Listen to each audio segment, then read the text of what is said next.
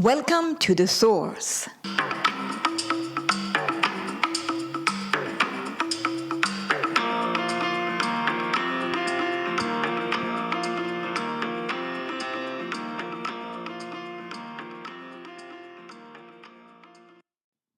Happy World Day of Families.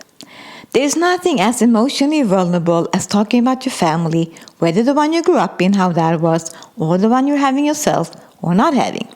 While we all know that people you call family doesn't have to be the one you were born into, today's episode is about reconciling with your birth parents.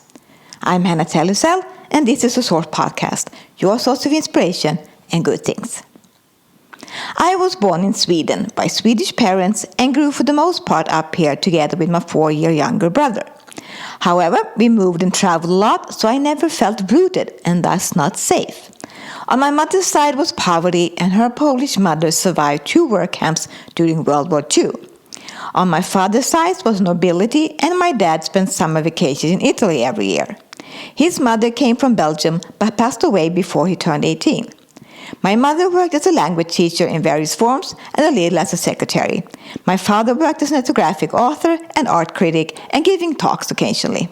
They were both young when they had me, after meeting at the university where both studied. My dad had just gotten a scholarship to study for his dissertation in Heidelberg, Germany, where we moved for about 6 months when my mother suddenly began to get early contractions. After a tumultuous train ride back to Sweden, she almost bled to death and was taken with an ambulance into the hospital where she had an emergency C-section and gave birth to my brother 2 months premature. I was put on a train by her girlfriend to go and live with my grandparents while my dad finished up in Germany. While I adore my grandfather's second wife and always call her grandma, it's one of my first memories and was very much a trauma. In fact, another time my dad left us traveling for several months again, and I can recall trying to comfort my crying mother in her bedroom a late night.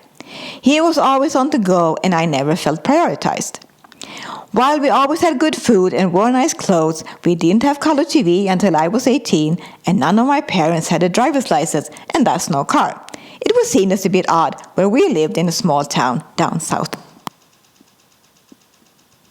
Not too surprisingly, my parents filed for divorce and battled whether they should or not, and for child alimony for altogether almost 5 years. They had loud arguments, and I tried to keep myself busy with schoolwork or after-school activities, such as taking drama and dance classes when I wasn't horseback riding, and immersed into riding clubs, competitions, and stable care. I often didn't sleep well, and I wasn't always feeling well growing up. My parents sought psychiatric help, but only to find out I was one of the healthiest kids they had ever encountered, and simply showed symptoms of how their marriage was deteriorating. My brother used to stay with one of his classmates' mother after school, so he was already taken care of. My mother went to England several summers in a row to be a teacher there for summer courses. One summer, my dad just wanted to write on another book and therefore sent me away to a foster family for 6 weeks. It was terrible, and they just wanted me to be a perfect babysitter to their perfect newborn in a perfect pedantic house where nothing was to be touched. I cried to get out of there and was eventually allowed to leave and go live at a kids' type of emergency shelter. However, when I turned 15 years old at the last year of junior high, I was offered to go and live with my school counselor for a couple of months at her dairy farm. She was an older woman who had held many kids and had her own large family. Here I got to see a cow giving birth and a whole different type of family dynamics.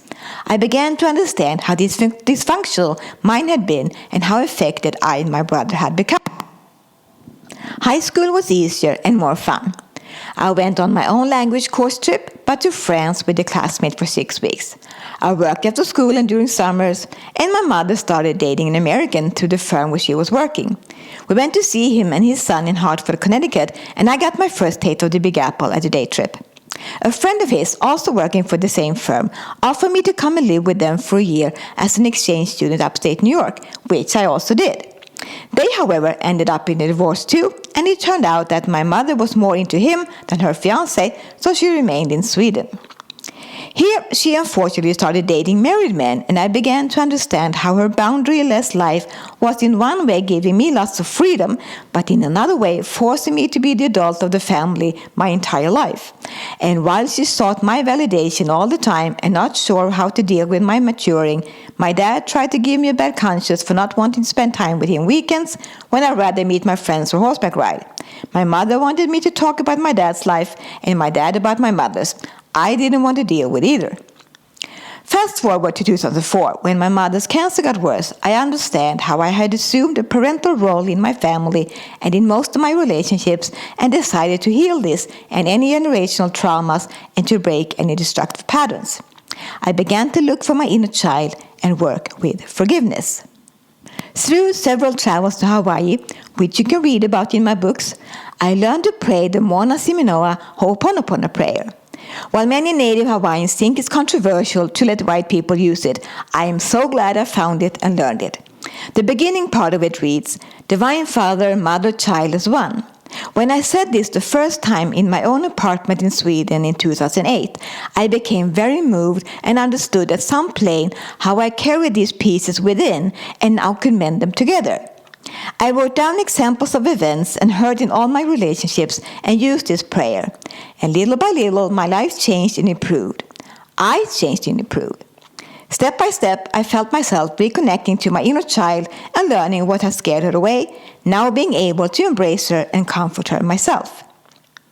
The Ho'oponopono prayer works, besides as a prayer, by finding within how you might have hurt someone else and provoked the same kind of feelings you now are experiencing or someone is accusing you of. By taking responsibility for how you have made someone feel, you can ask for forgiveness, at least within and in spirit, and therethrough let go. The forgiveness prayer also incorporates a tracing of ancestral lineages, both backwards and forward in time, to make sure the hurt stops. It reads, Divine Creator, Father, Mother, Child as one. If I, insert your name, my family, relatives, and ancestors have offended you, insert the other's name, in thoughts, words, deeds, and actions from the beginning of our creation to the present, please forgive us. Cleanse, purify, release, sever, and cut all the unwanted energies and vibrations we have created, accumulated, and or accepted from the beginning of our creation to the present. Please transmute all the negative, unwanted energies to pure light. We are set free, and it is done. Working with Ho'oponopono, visualization, and breath enable us to also heal the connection between our higher self, middle self, and lower self, all to become whole again with faith in God who handles the rest. Now, what and who can you forgive and ask for forgiveness? The next episode of the Source Podcast drops on May 26th when it's Isadora Bunker's birthday. Tune in then to learn about her and her dance style. Thanks for listening. Please rate, review, and subscribe for more life coaching tips. And remember, care about yourself, others, and Earth. Aloha!